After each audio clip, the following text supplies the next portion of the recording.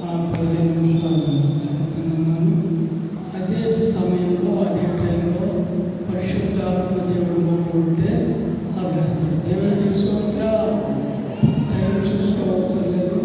అదే సమయంలో దేవుడు మనల్ని చెబుతున్న వాక్యాన్ని కూడా ఆపగలిగే సమర్థుడు. దేవుడికి స్తోత్రం. ఏ సమయం వరకు చెప్పమంటే ఆ సమయం వరకే మనలో ఉండి పరిశుద్ధాత్మ దేవుడు మనలో ఉండి మాట్లాడతాడు. దేవుడికి స్తోత్రం. అపోస్తలుల కార్యాలు 2వ అధ్యాయం 38వ వచనం చదవండి. పేతురు మారుమనసు పొంది పాప సమర్పణ నిమిత్తం ప్రతివాడు యేసుక్రీస్తు నామములో బాప్తిస్మము పొందిన. దేవుని స్తోత్రం. మా పరిశుద్ధ తండ్రి స్తోత్రం తండ్రి. ఇంతవరకు మీ ద్వారా అయా నాయనని స్తుతించారు, ఆరాధించారు, నిన్ను మహిమపరిచి నన్ను నిలబెట్టుకుని అయా జీవితాన్ని మరుగుపరుచుకుని కావలసినట్టు మాటలు మాకు అందరికీ నీ దీవమైనటువంటి వర్తమానాన్ని మాకు దయచేయమని నజరేయుడైన యేసు నామములో అడిగేడుకుంటున్నాం తండ్రి. ఆమేన్. ఇక్కడ చదువుబడినటువంటి వాక్య భాగంలో మన చక్కని 3 విషయాలు కనపడుతూ ఉన్నాయి. ఏమిటి అంటే మన పాపము నిమిత్తం. ఏ నిమిత్తం అండి? మన పాపము నిమిత్తం. మనము పాపము చేసి దేవుడు అనుగ్రహించిన మహిమను పొందలేకపోతున్నాం. దేవుడిని సొంత రక్షకుడుగా మనం అంగీకరించలేకపోతున్నాం. దేవుడిచ్చినట్టు దీవులను పొందలేకపోతున్నాం. దేవుడిచ్చినట్టు ఆశీర్వాదం పొందలేకపోతున్నాం. ఎందుకు చేత? మన పాపం చేత మనము కట్టబడ్డాం. అందుకని ఇక్కడ అంటున్నాడు, పేతురు అంటున్నాడు, మీ పాపము నిమిత్తం. ఎవరి నిమిత్తం కదండి? మీ పాపము నిమిత్తం ప్రతివాడు యేసుక్రీస్తు నామములో బాప్తిస్మము పొందమంటున్నాడు. ఎందుకు బాప్తిస్మము పొందాలి? దేనికి బాప్తిస్మము పొందాలి? పరలోక రాజ్యం ఏంటి? వెలుగులోకి ప్రవేశించుటకు. అందుకే పరిశుద్ధాత్మ దేవుడు ఎవరితో మాట్లాడంటే పేతురుతో మాట్లాడాడు. పేతురుతో మాట్లాడుతున్నప్పుడు వారు అంటున్నారు, వాళ్ళు ఏం చేస్తారు చెప్పండి? దేవుని మాటలు విని ఎంతమంది బాప్తిస్మము పొందారండి? 3000 మంది బాప్తిస్మము పొందారు. 3000 మంది బాప్తిస్మము పొంది ఏ ఆత్మ పొందుకున్నారు? పరిశుద్ధాత్మ వరము పొందుకున్నారు. పరిశుద్ధాత్మ ఎక్కడ? 3000 మందే కాదు, ఇంకొక స్థలంలో బోధిస్తూ ఉంటే 5000 మంది బాప్తిస్మము పొందారు. 3000 మంది బాప్తిస్మము పొంది దేవుని ఆత్మ పొందుకున్నారు.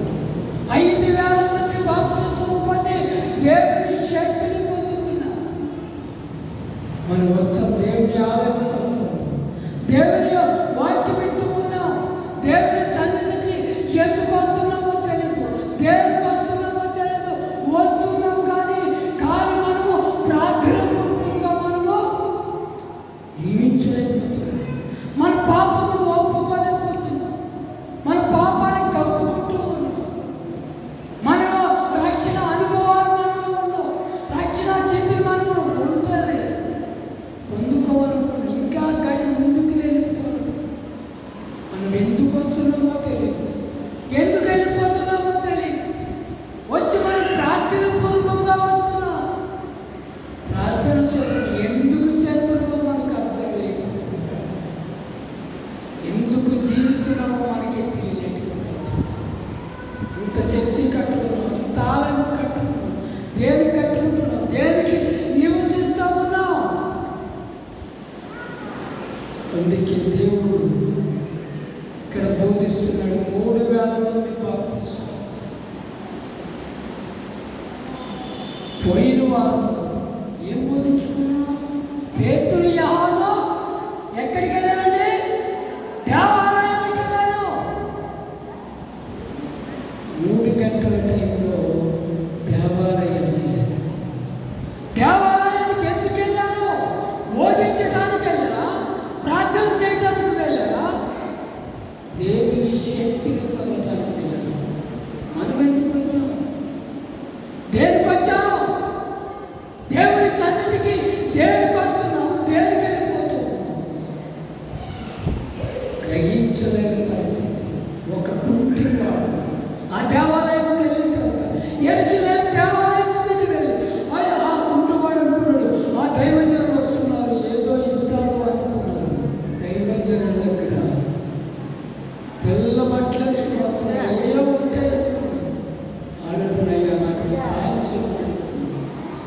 సహాయం చేయడానికి మా దగ్గర లేదు, కానీ దేవుడు ఇచ్చి అయ్యా నీకు ఇస్తున్నామని చెప్పాడు. దేవాలయానికి వస్తున్నాను, దేవుడిచ్చి మేము ఇస్తూ ఉన్నాం, దేవుడిచ్చి మేము తీసుకుంటున్నాం. అంతేగాని లోక సంబంధమే కాదు, లోక సంబంధమైన జీవితాలు కాదు. ఇక్కడ 3,000 మంది బాప్తిస్మం పొందారు. అక్కడ ఆ దేవాలయం కూడా ఒక కుంటివాడు స్వస్థత పొందుకున్నాడు. ఇక్కడ 3,000 మంది బాప్తిస్మం. ఏ ఆత్మ పొందుకున్నారు? పరిశుద్ధాత్మ. పరిశుద్ధాత్మ అంటే ఏంటి? తప్ప కొట్టి వెనకబడిపోవడం, లేకపోతే ఉద్యోగ డ్రమ్మ కొడితే చింద్ర వేసి అలాగ పడిపోతున్నాం. అది పరిశుద్ధాత్మ. అప్పుడు పోగలంటాడు కదా, ఒక చెంప మీద కొడితే మరొక చెంపను ఇవ్వమంటాడు. చిన్న మాట అంటేనే సహించము, ఒక మాట అంటేనే తట్టుకోలేము. మనం వెళ్ళి మోసేస్తుంది. క్రీస్తును ధరించుకుంటున్న మనము ఏ ఆత్మ కలిగి ఉన్నాం? ఏ ఆత్మను మనం సాగిస్తూ ఉన్నాం? తగ్గింపు జీవితాన్ని కలిగి ఉండాలి. తగ్గింపు మనసు. మా ఆవిడ ప్రార్థనకి ఎలాగెళ్తా వెళ్ళని, నేను వెళ్తానని వెళ్ళడం అవుతాయి. బండి భూమి పగల కొట్టేసి కూరగాయలు కూర్చొని సాకెట్టి టైర్ అంతా కూడా చేసింది. బద్దలైపోయింది టైర్ కూడా. ఒక్క మాట కూడా నోటంటే కూడా పలకదు. పరిశుద్ధాత్మ నీలో ఉంటే, పరిశుద్ధాత్మ నీలో హృదయంలో ఉంటే ఒక్క మాట కూడా నోటంటే పలకదు. ఒక్క మాట కూడా సహించుతావు, తట్టుకుంటావు. పరిశుద్ధాత్మ అంటే ఉన్నంతకాలం కూడా మన హృదయంలో పరిశుద్ధాత్మ ఉంటే ఏ పాపముకు దారితీయదు. పరిశుద్ధాత్మ ఈ లోకంలో వెళ్ళదు. పరిశుద్ధాత్మ నీలో ఉంటే ఏ మాట కూడా పలకలేదు. పరిశుద్ధాత్మ వారు మనలో ఉంటే దేవుని కొరకు బ్రతకనిపిస్తుంది. అందుకే 3,000 మంది బాప్తిస్మం. ఏ ఆత్మ పొందుకున్నారో? పరిశుద్ధాత్మ. అదే మనం ఏ ఆత్మ పొందుకున్నాం?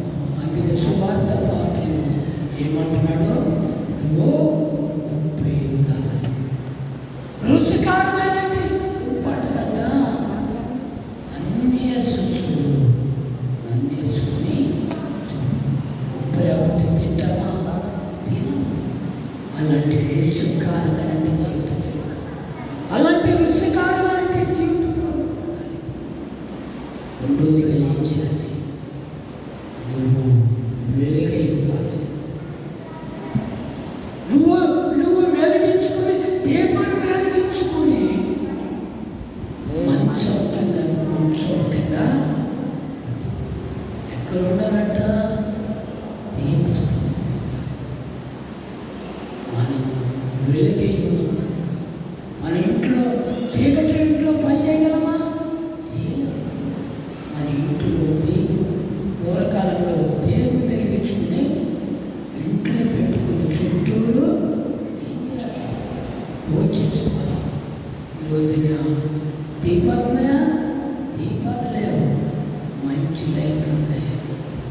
అందుకే సామెతలు అంటాడు, ఏమంటాడంటే నీ కుటుంబంను దేంతో కట్టుకోమన్నాడు?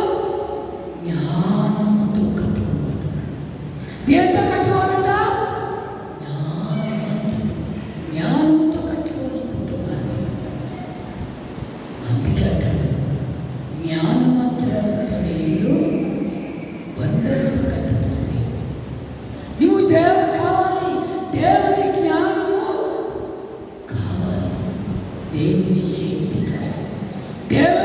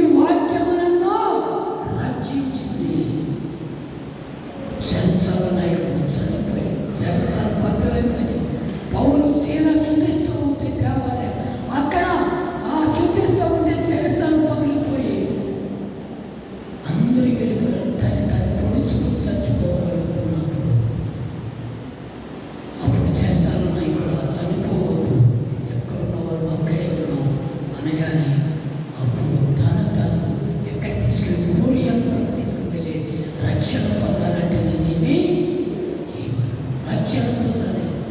నా జీవితాన్ని మార్చుకుంటున్నాను, నా బ్రతుకును మార్చుకుంటున్నాను, పాత లోకమైన బ్రతుకుని మార్చుకుంటూ ఉన్నాను అని ప్రకటించగా నువ్వు రక్షించిన తర్వాత నీవు నీ ఇంటి వారు అంటే నీ కుటుంబం ఏం చేయాలి? రక్షణ పొందాలి. నువ్వు రక్షించబడితే సరిపోదు, నీ కుటుంబం కూడా మొత్తము రక్షించబడాలి. కుటుంబం రక్షించబడాలి, వాళ్ళ కుటుంబాన్ని కాపాడుకున్నాడు. రక్షణ అనుభవం అధిక పరిశుద్ధ గ్రంథంలో రాయబడింది. ఈరోజు నీ స్థితిగతులు మారితే జీవ గ్రంథంలో రాయబడుతుంది. ఇక్కడ ఇంకో కుటుంబం ఉంది. ఆ ప్రాంతంలో ఈదులో తిరుగుకుంటూ వస్తూ అపోజిట్ పౌరులు బోధిస్తూ ఉంటే ఒక వ్యాపారం కొడితే ఆ మార్గంలో వచ్చినట్టు తల్లి దేవుని మాట వింది. దేవుని మాట ముందే ఆ హృదయాన్ని పగిలిపోయింది, ఆమె జీవితంలో పగిలిపోయింది. దేవునికి తన జీవితాన్ని అంకితం చేసింది. తన కుటుంబాన్ని కాపాడుకుంది, కుటుంబాన్ని దేవుని దగ్గర నడిపించింది, వారి రక్షణ ప్రకటించింది, ఇతర వారి దేవుని దగ్గరికి చేర్చింది. నీ సంగతి ఏంటి? నువ్వు ఎప్పుడు అలాగే ఉంటావు, ఎప్పుడు ఆ చిత్రంలోనే ఉంటావు, ఆ చిత్రంలో బ్రతుకుతావు. నిర్ణయించుకో. ఇది భయంకరమైన దినాలు. ఈరోజున ఎక్కడ పడితే అక్కడే మరణాలు కాపాడుతూ ఉన్నాయి. ఈరోజు నీది, రేపు నీదే కాదు. ఈరోజు చనిపోతే ఎక్కడికి వెళ్తావో తెలుసుకోండి, గమనించుకోండి. రెండు కుటుంబాలు ప్రభు కొరకు బ్రతికేరు, ప్రభుకు రాకడ కొరకు చిత్తపాటు కలుగుతుంది. నువ్వు కూడా నీ చిత్తపాటు నేను